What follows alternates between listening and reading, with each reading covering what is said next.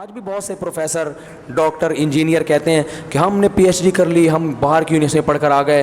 ہم ان مولویوں سے پوچھیں کہ ہمیں زندگی کیسے گزارنی ہے, ان کو تو انگلش بھی نہیں آتی, ان کے پاس تو کوئی بی اے کی ایم ایس سی کی ڈگری بھی نہیں ہے, بہت سو کو تو جناب کسی ادارے میں جاب بھی نہیں مل سکتی. یہ مولوی ہمیں بتائیں گے ہیں صحیح کیا ہے اور غلط کیا ہے. چھوڑ ان مولویوں کے چکر میں مت پڑھو بھائی. مولوی اپنی بات کرے تو ٹھیک ہے, لیکن اگر وہ قرآن و سنت کی بات کر رہا ہے, وہ اسلام کی بات کر رہا ہے, تو وہ اللہ کی طرف نسبت ہے.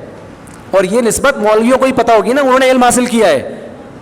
گردے کے مریض کے جب آپ بہت بڑے سائنسدان ہو کے کڈنی کے اسپیشلسٹ کے پاس اس لیے جاتے ہو کہ بھائی اس کے پاس گردے کا علم اس کے پاس ہے, تو آپ کتنے پڑھے لکھے کیوں نہ ہو, آپ کو سیدھا راستہ مولوی صاحب ہی بتائیں گے, بشرطے کہ وہ مولوی خود حق پر ہو اور وہ قرآن و سنت کی طرف لوگوں کو لا رہا ہو, تو وہی بتائے گا آپ کو. سمجھتے ہیں کہ نہیں سمجھتے؟ اب اس پہ اگر آپ کو تکلیف ہو رہی ہے کہ میں مولوی صاحب کو بڑا کیوں بناؤں, کیونکہ جب انسان کسی سے سیکھتا ہے تو ادب تمیز سے بیٹھنا پڑتا ہے. تو یہ جب حسد کے جذبات آپ کے دل میں پیدا ہوں تو سوچ لیا کریں کہ جب مولوی صاحب کے گردوں میں تکلیف ہوتی ہے تو وہ ہمیں باپ بناتے ہیں, ٹھیک ہے نا.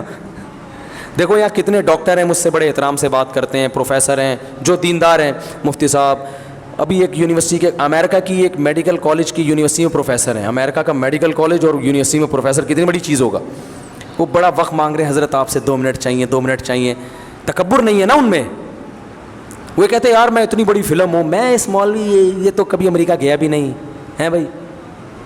ان کو پتا ہے بھائی جو علم ان کے پاس ہے وہ ہمارے پاس نہیں ہے, تو 2 منٹ کے لیے بڑی, ابھی تک میں نے ٹائم دیا نہیں ان کو, ہم بھی تو بڑے فنٹر ہیں نا.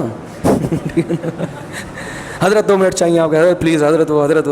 تو میں نے کہا انشاءاللہ ٹائم نکالیں گے, دیں گے آپ. ابھی وہ آ رہے ہیں ہمارے سامنے, 2 زانوں بیٹھیں گے, لیکن اللہ نہ کرے ہمارے گردوں میں تکلیف ہو گئی تو پھر ہم ان کے ساتھ ہم کہیں حضرت 2 منٹ چاہیے.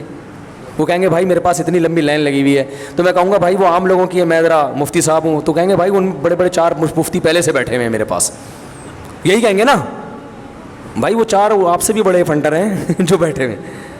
تو بھائی آپ کے پاس جو چیز نہیں ہے اس میں آپ اپنے آپ کو عاجز تسلیم کر کے سامنے والے کا احترام کرو, صحیح ہے نا. اور اس میں جیلسی کی بات نہیں ہے کہ جو نعمت آپ کے پاس ہے اس میں وہ آپ کا.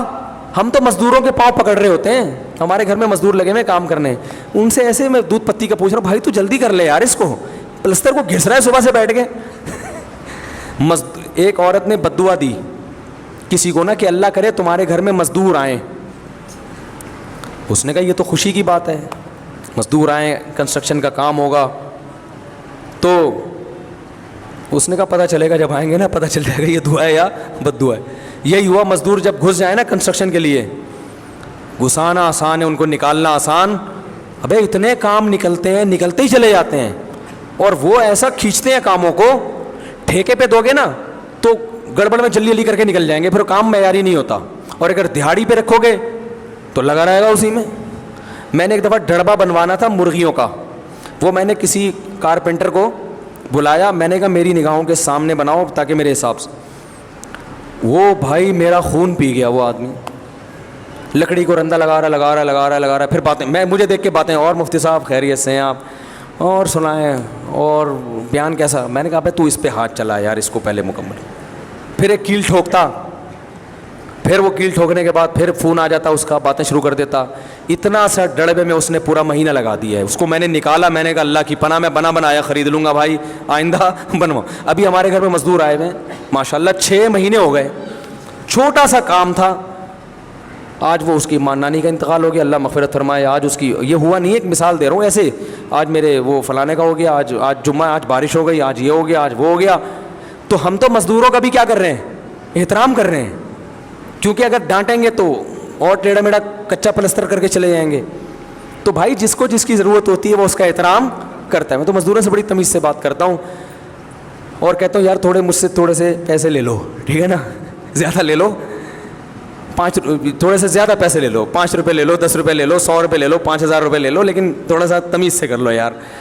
تو جب جس کو جس کی ضرورت ہوتی ہے وہ اس کا محتاج ہوتا ہے, اس کو مجبوراً اس سے احترام سے بات کرنی پڑتی ہے. تو حسد نہ کیا کریں علماء سے کہ ہم اتنے پڑھے لکھے ہو کر ان مولویوں کے چکر میں پڑیں گے. جنت جہنم کا جہاں معاملہ ہوگا مولویوں کے چکر میں پڑنا پڑے گا آپ کو, ٹھیک ہے نا. حلال و حرام کے مسائل میں, سود ہے یا نہیں ہے, حلال ہے حرام ہے، ان چکروں میں آپ کو پڑھنا پڑے گا. حقوق کیا ہیں ایک دوسرے کے، یہ آپ کو سائنسدان نہیں بتائیں گے کہ آپ کی بیوی کے آپ پر، آپ کے بیوی پر، اولاد پر، ماں باپ پر یہ کس کے کیا حقوق ہیں، یہ تو علماء بتائیں گے آپ کو. صحیح ہے نا. اور اس میں جیلسی کا شکار نہ ہوا کریں، دلائل کو دیکھا کریں، دلائل کو. اللہ عمل کی توفیق عطا فرمائے.